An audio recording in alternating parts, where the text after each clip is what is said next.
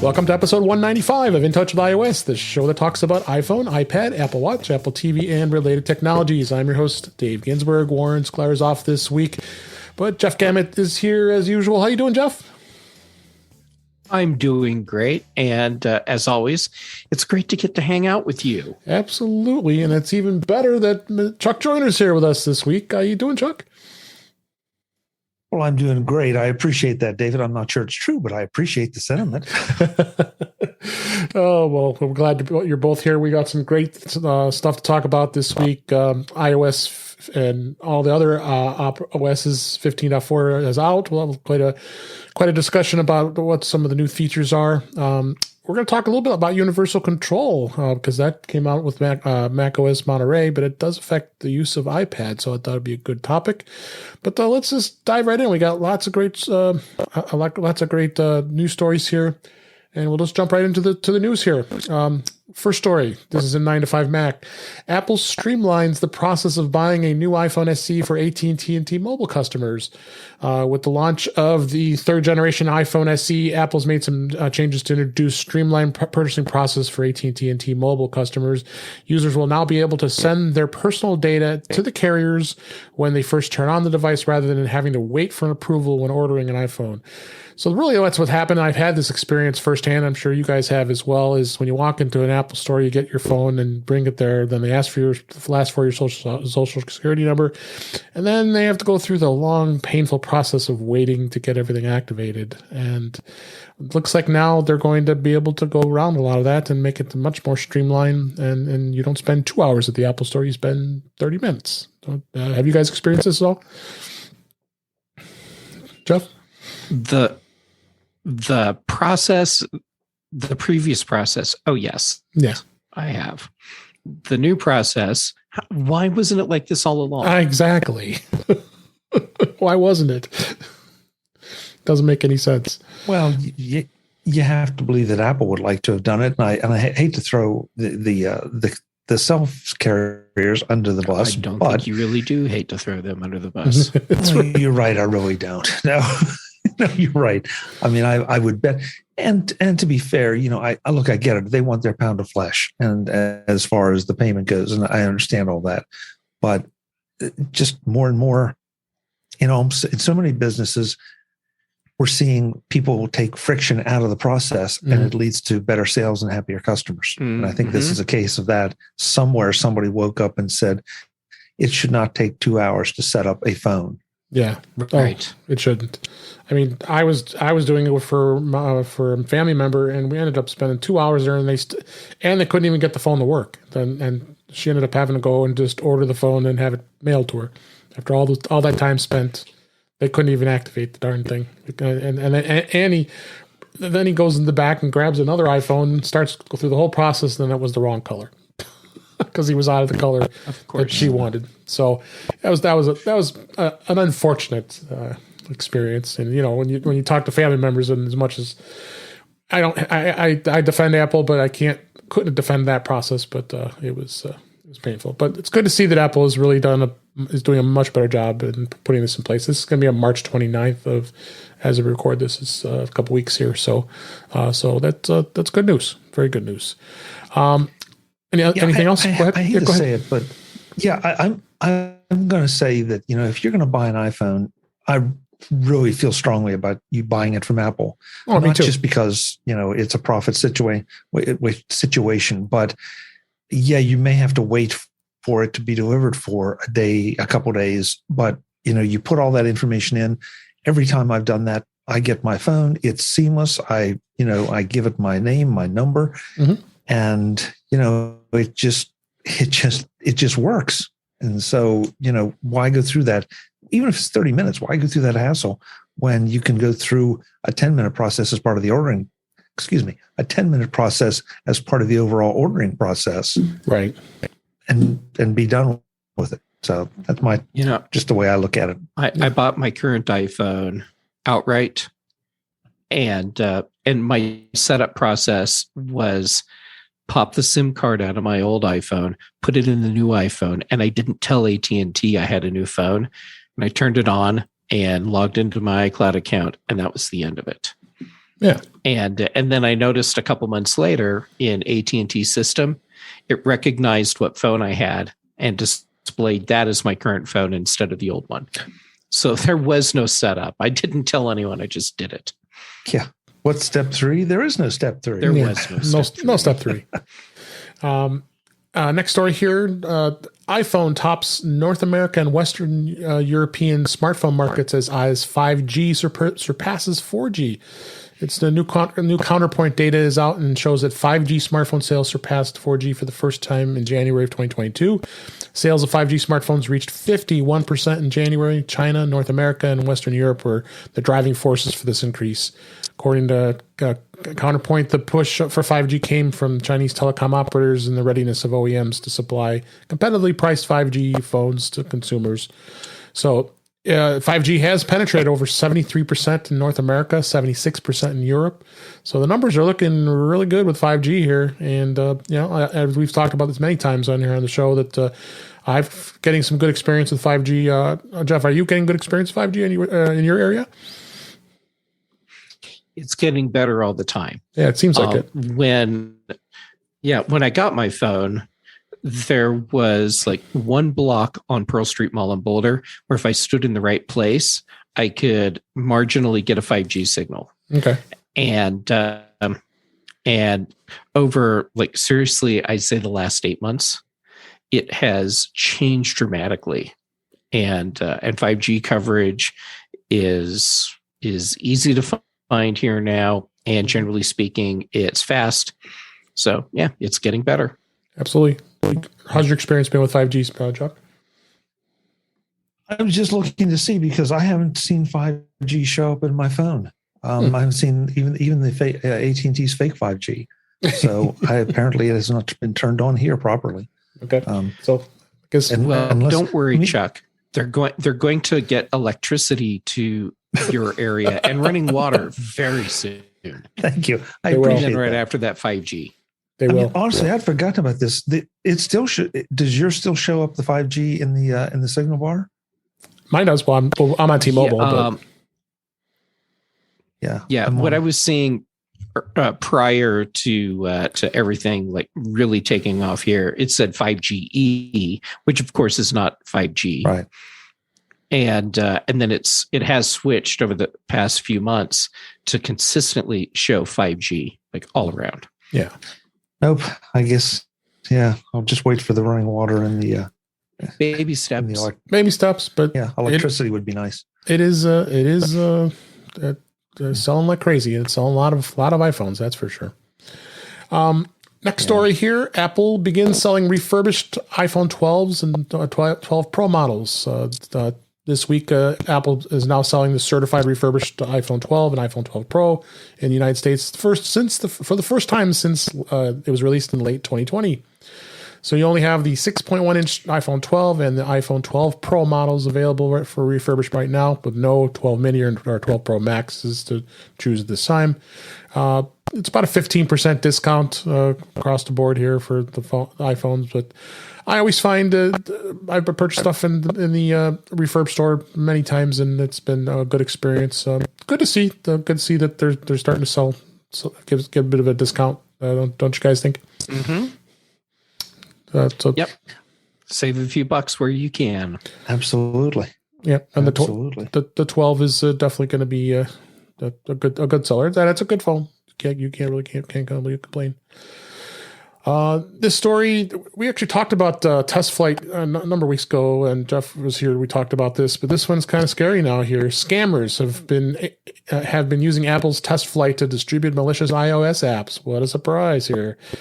Apple's test flight is a tool to created to help developers to distribute their beta apps and to users before they are released on the App Store to everyone. However, scammers have been using the platform to distribute malicious apps without Apple's knowledge. This was from a security report from the Sophos, and an organized crime campaign called CryptoROM has been distributing fake cryptocurrency apps. What a surprise. iOS and Android users. So while it's easier to install apps outside the Google Play on the Android due to its side loading process, iOS users can only download and install apps from the App Store in theory. But unfortunately, scammers have realized that they can start messing around with the test flight. But I would think Apple is probably going to be smart and catch this sooner or later. What do you think, Jeff? We talked about this. We talked about those sites that had public links of test flight. It's almost like picking up a USB thumb drive on the ground and plugging it into your computer. I mean, don't you think? It's a lot like that. The analogy that I have used for years is, think of it like practicing safe sex. and when and now Chuck's like, wait a second, Jeff's right. I never have picked up a USB drive in the parking lot thinking I could get lucky. Huh. I'm just waiting for the rest of this, Jeff. Yes. All right. So generally speaking, people wouldn't randomly pick up someone that they find just sitting in a parking lot and engage in risky sexual activity with them.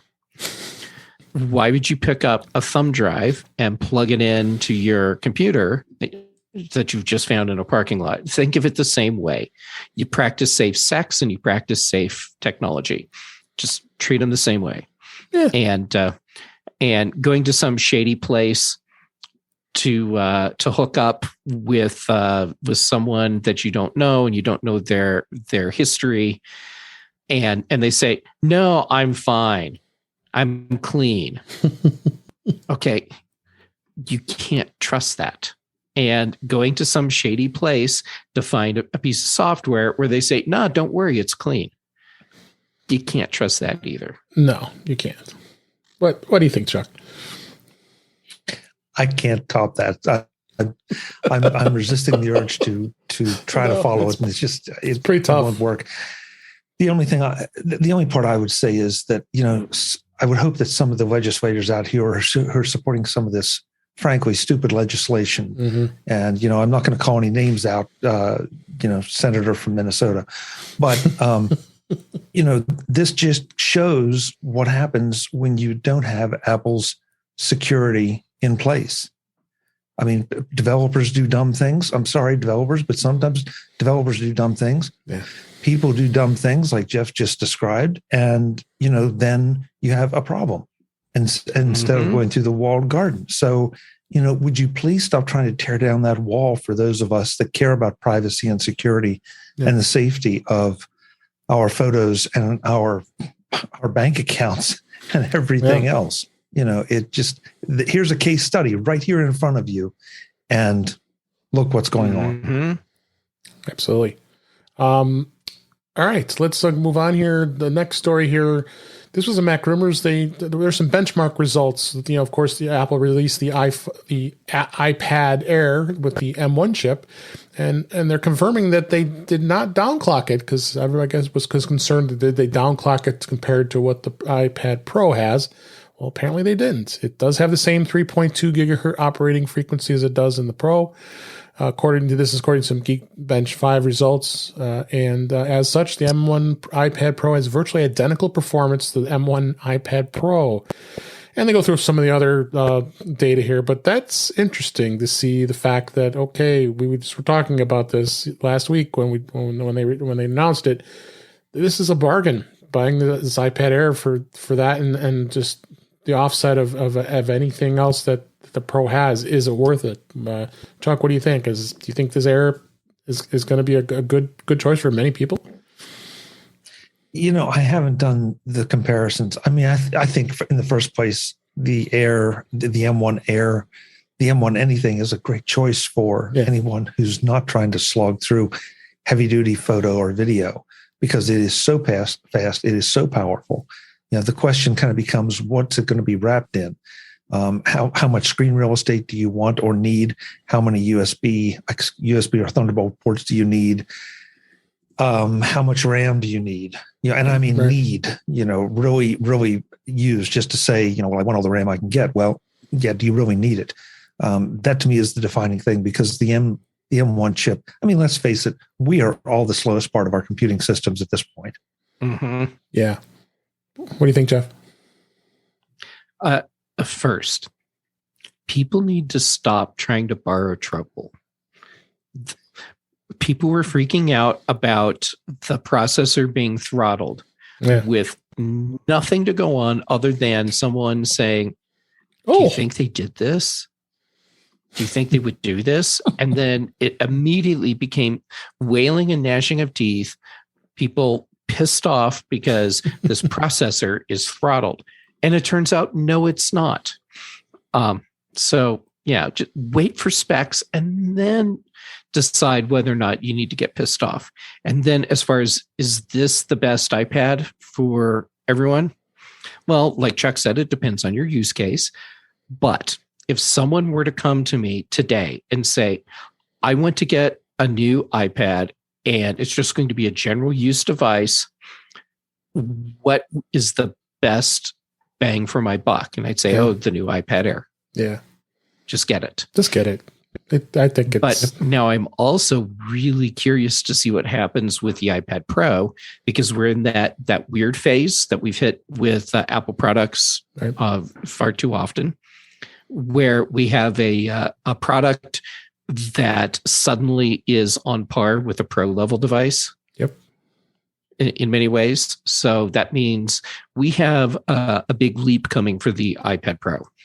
And I am really interested in seeing what that is. Yeah, stay tuned. We're going to see where the Pro goes. That's definitely for sure.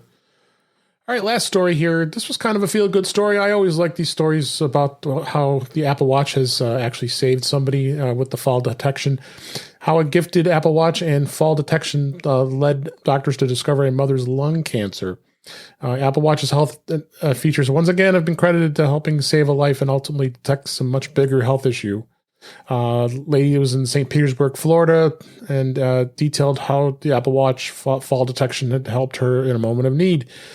She did fall and it did call 911, and just to kind of sum up the whole story here, and the built-in fall detection feature just did its job. And turns out she was barely breathing when the paramedics found her, and they brought her to the hospital. And sure enough, they found a mass in her lungs that was cancerous. Kind of scary.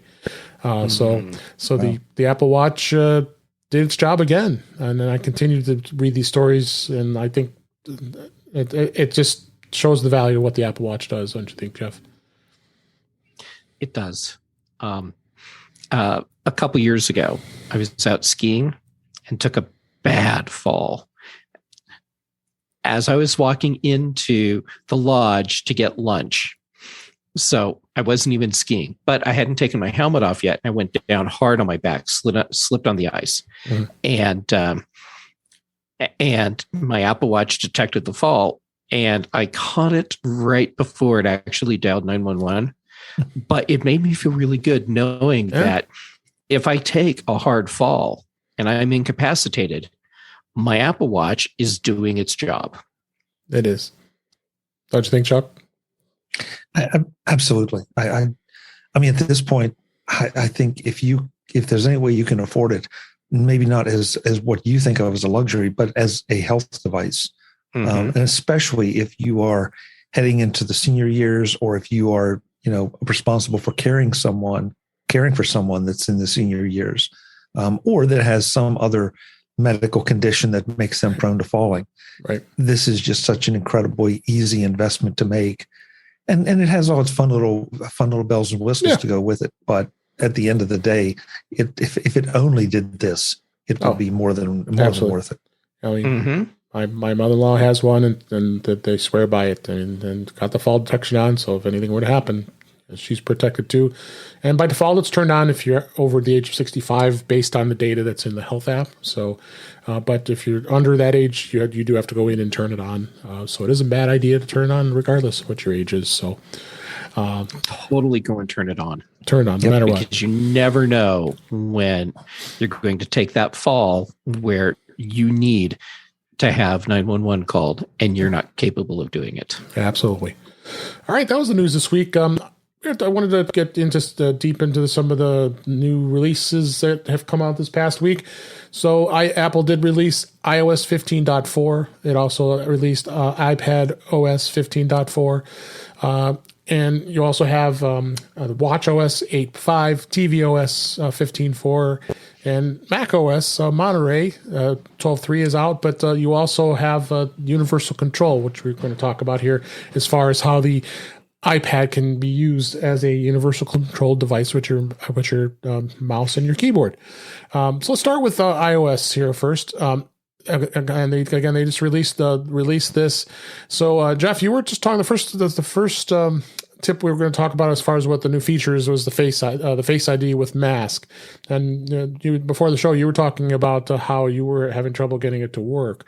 It is a good thing, but we're so used to it opening with the Apple Watch, I really haven't even noticed it because I'm going to have my Apple Watch with me anyway, unless I turn off unlock with Apple Watch. Then I guess it would work. What was your experience so far with the face mask with Face ID? I can't even get it to set up. Okay. Okay. So when I finished the update, part of the process was, hey, do you want to turn on unlock with face mask? And I said yes, and it's the same Face ID setup. Spin your face around and take your glasses off. And then when I went to actually try it yesterday, just to see if it was really working, it didn't. So I started troubleshooting and I checked my settings, and it turns out my iPhone doesn't think that I actually set up unlock with mask. So I went to set that up today, and my iPhone says, no. You have to use the face that's already registered with Face ID. And I'm the only person with the face registered on my phone. So I can't enable unlock with face mask. So good thing I have an Apple Watch. Yeah, exactly. And Chuck, you said you have not tried that feature yet, right? No, I mean, I installed and it took me through and said, roll your head and let's see your face. And, and I did, but I have not tried it with a mask on yet. So I mean, the Face ID works fine for me, but that's without the mask. So I don't know if it will or not. Yeah. Couple more of the other features they've added. In FaceTime Share Play sessions can now be initiated directly from supported apps. That's great to hear. So you'll be able to do a Share Play with any supported app now in FaceTime to share your videos and such. Siri now can provide time and date information while offline, with starting from the 10S model all the way up, and 11 and later, of course, or newer. And then Siri also has an additional voice, which I'm actually using, and I actually like it. It's voice number 5 in the American voice, and I actually like it. It threw me off today when I was texting somebody back from CarPlay, and then I'm hearing the voice, like, oh, wait, that's a new voice. I make sure I changed it because you're so used to the other voice. Have you guys tried the new voice at all? Or are you still sticking with what you got? I like the new voice, but I got really used to the alternate American female sounding voice. Okay. And so I'm sticking with that. But the new voice number 5, I like it. I think it's going to be a lot easier for a lot of people to understand what Siri's saying. Yeah. It sounds just generally clearer to me. Yeah, absolutely. And I'm with you, Jeff. That's my test. I mean, it's fun to play with all the accents and everything, but at the end of the day, I want to be able to understand it. And maybe I'm the one that's been trained by my S lady, and the voice that I've chosen, that I really don't want to change it and, do a, what did you say? I'm good where I am, but plenty of people love to play with these things. And, you can also set different voices for different devices. So that was suggested somewhere, and I may play with that or something, one of the devices that I don't frequently use the S lady with. So we'll see. But that was not an earth shaker for me. It was just, one more nice option to have. Yeah, absolutely. So then there are some enhancements. I'm not going to go through the long list here of enhancements. Some I'll just pick out here that are pretty important here. I like the iCloud. For those of you who use the iCloud custom email domains, now they finally can be managed from the settings, because you had to go to the iCloud.com website to actually make and change the settings. Finally, you can actually do it from iOS and make the changes and manage those settings, which is great. Good. News offers enhanced discovery of audio content in the Today feed and audio tab, which is cool. The camera and keyboard can be used to add text to notes and reminders. Okay, that's awesome.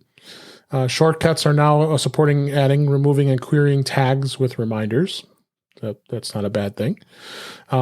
Emergency SOS settings have changed to use call with hold for all users. Call with 5 presets is still available as an option in the emergency SOS settings. So a couple of these different things. I do like the close-up, the magnifier is using now the ultra-wide camera on iPhone 13 Pro and Pro Max to help you see small objects. I tried that. Wow, it is really cool. So, and there's a number of other bug fixes and such that were out. So, but it's good to see that they're moving along here with some of the great things that they needed to fix and to enhance. So, but that was good stuff here. And we did I did put a link in the show notes for how Face ID works with wearing a mask. So be sure to take a look at that. As far as that goes, and iPad, there wasn't, very similar enhancements, not a whole lot that was added, but it does have some improvements, and I've noticed some performance improvements as well. We'll move on to the HomePod real quick, and the HomePod, they did release 15.4, and this is the fourth major update to the software. I don't think there's a huge amount of different changes. One thing they did add was the support for captive Wi-Fi networks, so the users can connect to a HomePod on a network that needs additional steps to sign in. And Apple has added a new Siri voice, of course, so they kind of added that along as well. Jeff, you got your HomePods updated, and have you seen anything out of the ordinary? I really haven't when I did. Updated my HomePod, both my HomePod minis, and the only difference that I have is that today is a new day. Yeah. They're still just as flaky as they were before. Yeah. And did you get yours updated, Chuck? Anything that you found? Yeah, and unlike Jeff, I have to say my HomePods are not flaky. They do pretty much what I ask them to, and I'm very happy about that. So. Yeah. I don't know if it's Jeff or not. We got to wonder that sometimes. It has to be me. Yeah. So, not much else to say much about HomePod. Let's go ahead and move on to the Apple Watch. WatchOS 8.5 was released with support for Apple TV purchase authorization. So I'll hit that on Apple TV in a minute here. Irregular heart rhythm notification improvements and more. This is a big thing. You're able to authorize Apple TV purchases and subscriptions right from your Apple Watch. And the updates to the irregular heart rhythm notifications was improving arterial fibrillation, the AFib identification. They've done some updates there. And then they have audio hints in Fitness Plus to provide with audio commentary for the visually demonstrated moves during workouts. So it's on your watch. So that's a cool thing too as well. So some enhancements here, a couple fixes here. They also fixed as well. WatchOS, they fixed a mail privacy protection loophole that could expose IP addresses.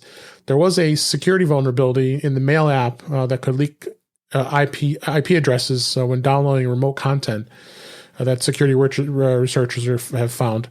And they go through a lot of the stuff with the IP address and vulnerability. But honestly, I don't check email on my watch. Do you guys use your watch to check email? I mean, very rarely do I. No, I get VIP notifications. Yeah, and then I go look at my phone. Yeah, exactly.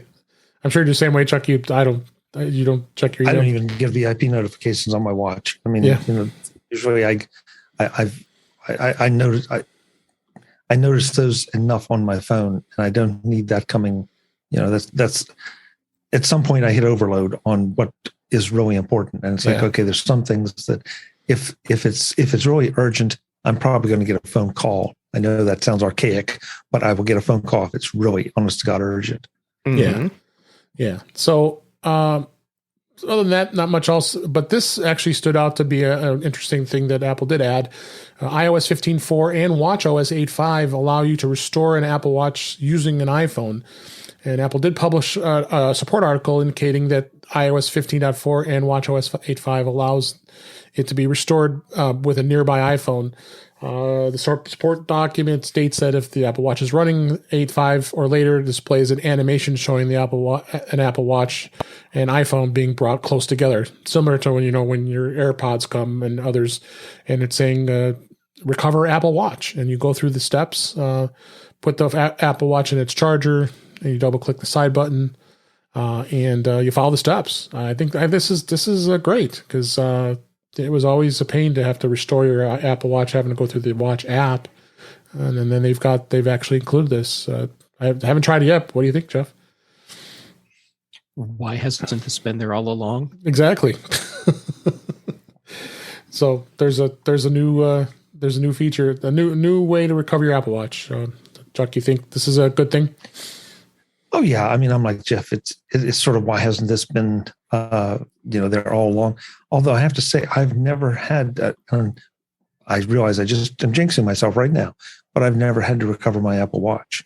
It's never given. None of the Apple Watches I've ever had have given me any trouble like that. So yeah, it's hard for me to get excited about a feature that I would never have even needed up to now. I don't know if it's necessarily a feature, more so just another safety measure of recovery, compared to having to go through the whole steps. I mean, I've had to actually restore my watch a number of times. I'm sure we all have. Especially, I had a problem with the Apple Wallet on the iPad, the Apple Watch. I would go to a terminal, it would say invalid, so I had to restore the watch. Yep. But yeah, so that's definitely interesting.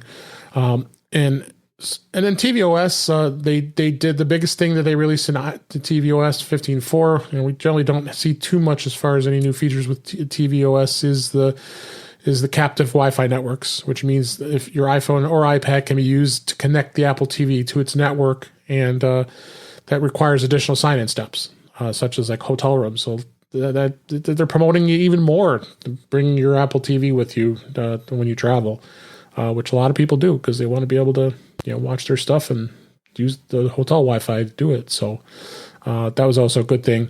And again, we talked about the Apple Watch, you can complete a purchase on there as well. And then they added the ability to display HomeKit cameras in picture-in-picture mode while watching TV. I have not. I don't know if you. I know you have some HomeKit stuff set up at your house, Jeff. I doubt you. I don't mean you doubt. I don't know if you have cameras as far as the HomeKit, right? I have a couple HomeKit cameras. I just haven't had a chance to mess around with the new picture-in-picture thing. Gotcha. But the thing is, what I'll end up seeing is what's in the hallway behind me because of where my cameras are. But still, I am going to play with it because it's a thing and I want to know how it works. Yeah. Do you have HomeKit? Any cameras set up, Chuck? I do not have any HomeKit cameras. I have a couple Eufys and some Ways. But I'm kind of waiting for something to die so I can justify moving over to HomeKit. Your Eufy cameras, unless they're like really old, they support HomeKit. Do they? I believe so. Yeah. Oh, I have the camera that's in the hall that I'm going to test with is a Eufy camera. Oh, okay. Well, then I have them. I didn't even know they were HomeKit. Great. Now that's one more thing on my things to do list, guys. Thanks. You're welcome. Yeah. Gotta go play with that. My first camera, I've had Waze cameras and all the other ones inside the house, but I did get a Google Nest doorbell with the camera. It was a battery operated doorbell, but I kind of had a failure of my doorbell system. The chime and the transformer had gone out because the button was stuck. So I had them install this. And it is I'm really kind of enjoying the fact that whenever somebody walks up to my door, like the mail carrier or someone delivering a package, it notifies you through the notifications. Hey, someone's at your door. And then you can push your button and say, hey, leave it at the door. Or watch my cleaning ladies coming in the house, and I could see when they leave and when they come in and when they leave. So and they don't even know that they're under surveillance. Yeah, well, yeah, because you watch them, and they have no clue what they don't even think about it. So, yeah, that's great to see with the tvOS. that's a lot of the stuff that's this time around for updates. So we'll keep looking through this, and as we go in other episodes, we'll definitely find some other stuff. One thing I'll note is this is unusual. We've gone until Thursday as we record this, and all these were released on Monday. There's still not. You go to the developer site, beta software downloads. There are currently no beta softwares available for download.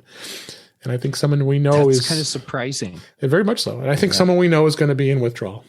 Warren. So it's definitely going to be interesting. So, and I wanted to just shift gears here, and I don't normally talk too much about Mac here on this show, but I thought this would be a great topic to talk about because I'm super excited. I assume that both of you are as well with universal control. Apple did add universal control to Mac OS Monterey 12.3, which is going to allow you to use a keyboard and a mouse across multiple devices. Oh my gosh, I've been playing with this since Monday and started using it. And I'm going to have in the show notes, I have a screenshot of the displays I've got set up. You guys can see that in our notes now. So I've got 4 displays set up here. God, you do. It's so freaking awesome here. So you got my 32-inch external display for my Mac. I got my MacBook Pro's built-in screen. I've got my iPad Pro 11-inch, and I have my Mac Mini connected as well into universal control. Not only can you control your iPads, you can control your other Macs too. So I've got 2 screens next to each other here. It's always a pain. I might seriously consider getting rid of these other keyboards. I got just one set of keyboards now, and I can move over to the other Mac and be able to use the keyboard, use the touchpad, and go and be on my way here. I did start trying to play with it a little bit. I have 2 iPads sitting here next to me right now. I have my 12.9-inch iPad, the first gen, which still works amazingly, which is great, and my 11-inch. And you can only have four displays at once. So if you try to put 2 iPads, you could do 2 iPads actually if you wanted to, if you're that crazy. You could do your Mac and 3 iPads. Yeah. Yeah, so that's what I could do. I might have to close my lid, but it's seamless. It seems to work really well. And Chuck, have you had a chance at all yet to play with the universal control? No, I'm following that rule of if you're in the middle of a major project, you don't update your Macs, and so I confess I'm just a little behind. Although I'm hoping this weekend I can say, okay, if anything would go wrong, I will have time to work on it. But yeah, I'm intrigued. I'm intrigued by this. Because I love having multiple monitors on my Mac, and of course, by the very nature of them being direct connected, I'm using one keyboard and one mouse. But to be able to add, an iPad to that mix is very, very appealing. No question about it. Because I love screen real estate. Yeah. And the other cool thing too is that you can use Sidecar and universal control at the same time. So if you want to use the iPad as the second display, that's what Sidecar did. You can also use it with simultaneously with a universal control, which I thought was extremely interesting to see how you're able to do that. Because if you go into the drop-down menu, it does show add display, and it's listing link keyboard and mouse to whatever device it sees. But then below that, it says mirror or extend to, and then shows all your iPads. And in an example in the show notes here is showing that someone has a iPad Mini and an iPad Pro. So you might want to use one of those as a sidecar to view that. So this is quite an interesting thing Apple has done with this, and a lot of with folks who have KVM switches and I've got the MX Master mouse from Logitech, but it requires, of course, the software in order for you to be able to move the mouse over. And it's never, and when you're depending on software, I guess we are depending on software because it's a built-in OS feature as opposed to it being actual software that has to run. This is such a cool feature. Yeah, so I'm continue to look forward to utilizing it, especially on the iPad. It's very seamless. When I was moving the mouse around, it works really well. You go to the browser, the keyboard works great. And those of you who don't have a Magic Keyboard or any other type of keyboard for your iPad, this is great a great thing. And I know, Jeff, you have your arm that you have your iPad on, so that even comes more into play for you. Yep. With that, and it's it's quite a thing. I'm kind of speechless. It's just how Apple really came up with this new feature. It's amazing for me how quickly this is becoming an indispensable feature for me. Absolutely. And, because even at my desk with my 34-inch display, I have an iPad sitting right over here. And there are certain things that are happening just on the iPad. Mm-hmm. And it's no longer a matter of me stopping and thinking about what device am I using. It's just zip the mouse pointer over to the screen that it needs to be on, and everything is working. And it's instant. It is. I'm delighted to hear both of you having such positive experiences, because it makes me, this is one of those things like, yeah, that'll be cool if it works. And it sounds like it's working for both of you exactly as advertised. And so now I'm anxious to, start to play with it a little bit and figure out just how many more screens I can put, at my command. You can put more in. I believe in you, Chuck. Well, I mean, the big thing is just having multiple Macs. If you use multiple Macs, and I think we all do here, being able to go between the two and include the iPad in it is just so cool. I just can't believe it. It's amazing. Got one tip here I wanted to talk about. I had one app here for this week, and one of the tips here was how to silence iMessage notifications on all of your devices. This was an article here in iDownload blog here. I thought this is interesting to know how to silence your chats here.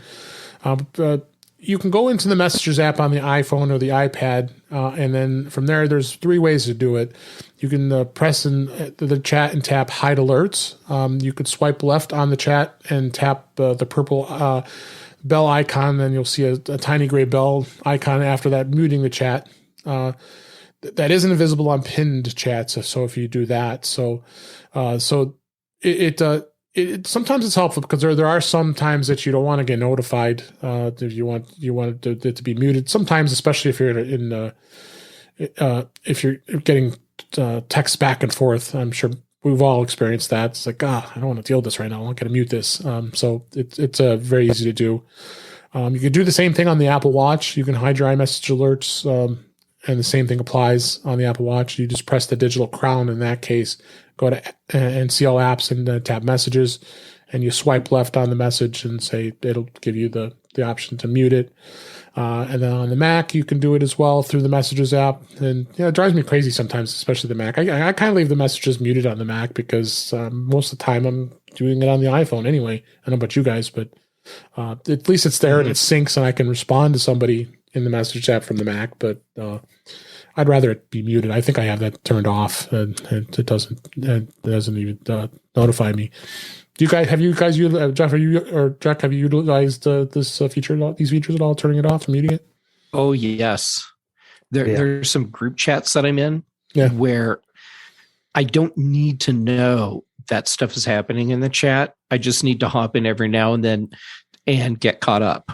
And I don't need to have notifications for, like 300 messages or whatever it is. So, yes, this is a super handy feature, and most of my ongoing chat threads are muted. Just there's specific ones that aren't, and I don't need to know about every time a message comes in from all the others. Absolutely. Yeah, I was saying about information overload before, and it's the same thing. I have a couple people that I will regularly accept notifications from, but for the most part, I have all the messages muted because, again, if it's really honest to God urgent, somebody is going to dial a phone. Right. That's just. Again, maybe I'm just a little bit too much old school, but that's sort of my top priority is answer the phone, especially if I see it's from Jeff or from David or from a member of my family. Then okay, that's going to get my top attention. Right. If it's a text from Jeff or David, that's important. But I don't think it's important that I know right now. If it is, they'll call me. So. What the hell? Yeah. What's up with that? You should have us set as VIPs. Now, anytime you get any message from either of us, it alerts you every possible place you can imagine. Hey, well, but the trouble is I know you two, and you'll text me at 3 a.m. just to see if it works, since I don't trust you. Well, I mean, there is that. Yeah. I know who I'm dealing with here. Yeah. One other tip too is you can also go in and turn off all notifications if you wanted to. There might be a time you need to go and to not see the notifications right away. To do that, you go into the you go into settings and then tap notifications, and then go to messages, and then you can turn off where it says allow notifications. You'll still get your text messages, you just won't get notified, and then you'll see your red number that you've got a bunch of messages, and then you can just go grab them. You know what? I do that on my work email on my iPhone. In Outlook, we have to use Outlook, of course, for me anyway. I turn it off so it doesn't even notify me, and I think about it. Oh, I guess I gotta check at work email, and I can go and then just be surprised instead of me getting a notification. It seems to have worked for me. So, but it does give that, and you have the option to do that on the Apple Watch as well as on the Mac if you wanted to the notifications completely turned off. And that's all in this article as well. So, one last thing, I had this interesting app I found this week. It's called Posture Pal. And what it does is it actually it helps you improve your posture. And I think a lot of us kind of slouch. I'm doing it right now. Unfortunately, I shouldn't be. And need to improve your neck and shoulder posture. There's an iPhone app that actually uses your AirPods to help you improve that. It's an interesting idea that helps you during your long work hours while you're playing a video game, or even while watching a movie, or even without destroying your back here. And what he did was that he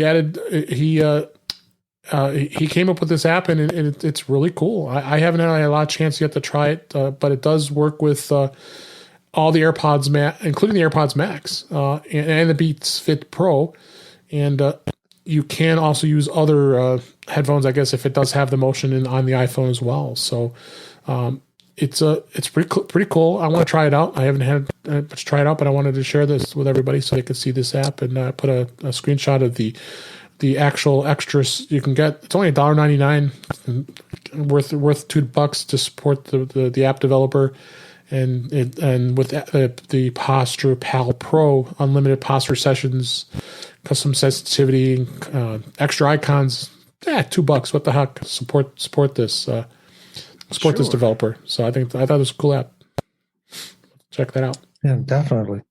It's probably something we can all use. We're all spending too much time at our desks. Oh yeah, I wouldn't have that struggle. So with that was all the content I had for this week. A little shorter show this week, but that's okay. We was glad that you were able to make it, and let's go ahead and wrap things up for this week. That's a wrap for this week. Please send your comments, questions, and suggestions to our email address, feedback@intouchwithios.com. You can follow us on Twitter @intouchwithios. Support the show by buying me a coffee at intouchwithios.com/coffee. We'd really appreciate it. Make sure you like, share, and subscribe so you are notified when we are live streaming, like we are now on our YouTube channel, which is at youtube.com/DaveG65. You can also go watch and listen to past shows. Visit In Touch with iOS magazine on Flipboard, where many of the topics we discuss are flipped onto that list, and that link is in our show notes. You can subscribe to our show and your favorite podcatcher, including Apple Podcasts and many others, but better yet, go to our website, intouchwithios.com, where all the ways to listen to us are there. I am Dave Ginsburg, and you can find me on Twitter @DaveG65. Jeff, thank you for being here as always. Where can people find you? Well, thanks for having me back. As always, it's just so much fun. So this is just great. Okay, you can find me on Twitter and Instagram. I am Gamet on both. YouTube.com/JGamet for my videos.